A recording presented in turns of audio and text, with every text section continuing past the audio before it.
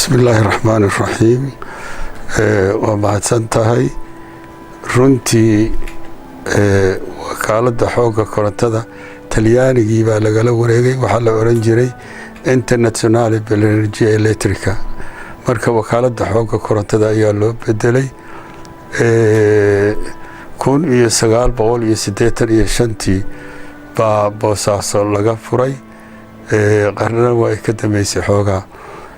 waana ay shaqeynayaan weli dad badan baa ku nool oo ka shaqeeya hadda Boosaaso kaliya ilaa 160 qof baa ka shaqeeya oo wax walba qaata oo Ilaahay waa ku rooyay kulladan runtii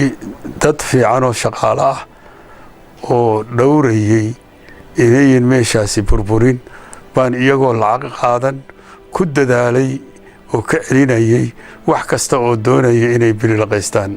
waana ay ku mahadsan yihiin qaarkood wali waa shaqeeyaan qaar waa dhinteen hadda qaar waa ruusaysteen intii dhimatana Allah u naxariisto inta hadda shaqeynaysana waa ay Allah ku guuleeyo oo ay shaqeeyaan oo ay fiican yihiin hadda taasay ahayd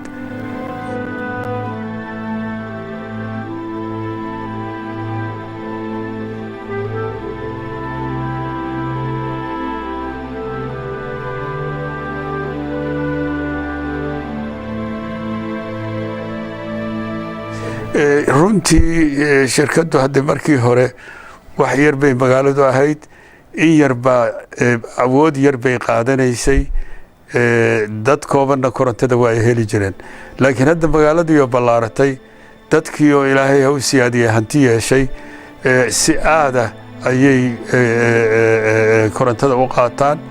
oo hadday waagii hore qaadan jireen hadde wax iska yaro ilaa 600-800 megawatt maanta kilowatt baan oran lahaa maanta waxa weeye hadde 1.4 megawatt bay maaragtaa ay dhalaysaa oo dadkuna ka qaataan maaragta dadka wixii aan waxba haysan waa laga tartiibiyaa waxba laga dhimaa discount baa loo sameeyaa